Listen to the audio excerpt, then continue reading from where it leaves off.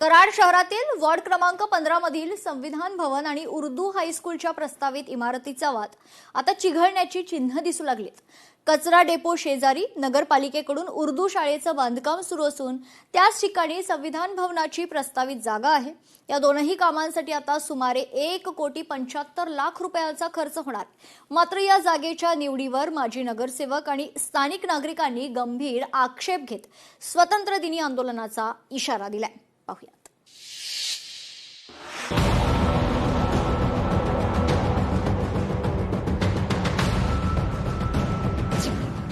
कराड शहरातील उर्दू शाळेच्या नवीन इमारतीचा वाद चिघळण्याची शक्यता। 1,75,00,000 रुपये मंजूर असलेल्या शाळेची इमारत वादाच्या भोवऱ्यात। संविधान भवनासाठी मंजूर असलेल्या जागेवर उर्दू शाळेचं बांधकाम सुरू।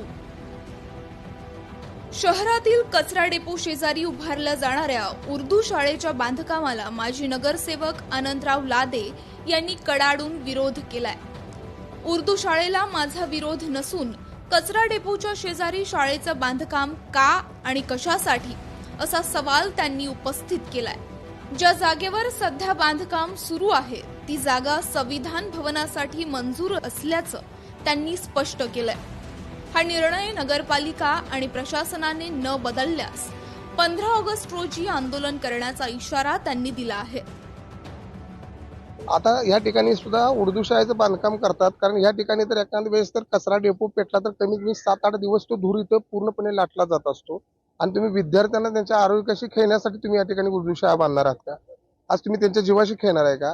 आज कोंडवाडा असणं अपेक्षित आहे, कारण कराड शहरामध्ये कुत्र्यांची संख्या सुद्धा खूप वाढलेली आहे। त्यासाठी त्याच्यावरती निदान निर्बंध आणण्यासाठी कोंड वाढणं अपेक्षित आहे। त्याचा कोंड वाढायचा प्रस्ताव करा आणि मग बाकीच्या गोष्टी तुम्ही करा। उगीच मतदानासाठी आणि स्वतःच्यासाठी तुम्ही स्वतःच काही गोष्टी चुकीच्या करू नका।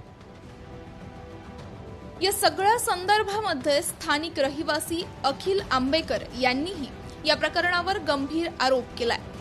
विकास आराखड्यात मंजूर असलेलं काम बदलून दुसरं बांधकाम करण्याची आवश्यकता का होती असा प्रश्न त्यांनी उपस्थित केलाय। उर्दू शाळा या ठिकाणी बसत नसल्यामुळे त्यांनी या डीपीच्या रस्त्याला चेंज करण्याचा प्रस्ताव दिलेला आहे आणि डीपीचा रस्ता चेंज करून ते एसटीपीच्या आवारातून रस्ता घेऊन जात आहे। आणि इथं उर्दू शाळा होणे धोकादायक आहे, लहान मुलांच्या आरोग्यासाठी धोकादायक आहे। इथे नगरपालिकेचा कचरा डेपो आहे, इथे मेडिकल वेस्ट ट्रीटमेंट प्लांट आहे, त्याच्यानंतर बायोगॅस ट्रीटमेंट प्लांट आहे, जिथून मिथेन गॅस इथं तयार होत आहे। शाळेची इमारत कचरा डेपो शेजारी उभारली जात असल्यानं विद्यार्थ्यांच्या आरोग्याचाही मुद्दा पुढे आलाय। या आरोपांवर नागरिक, प्रशासन आणि पदाधिकाऱ्यांची भूमिका काय असणार याकडे आता सर्वांचं लक्ष लागलंय। कचरा डेपो शेजारी शाळा उभारली जात असल्यामुळं आता विद्यार्थ्यांच्या आरोग्याचा प्रश्न ऐरणीवर आलाय। त्यामुळं आता जो आरोप होतोय त्याला प्रशासन, नगरपालिका आणि स्थानिक नागरिक कशा पद्धतीनं या सगळ्या गोष्टीकडे बघतायत हे पाहावं लागणार आहे। कॅमेरामन संकेत मी शशिकांत सूर्यवंशी, लोकशाही मराठी, कराड। लोकशाही मराठी ऐका, पहा, जागरूक रहा।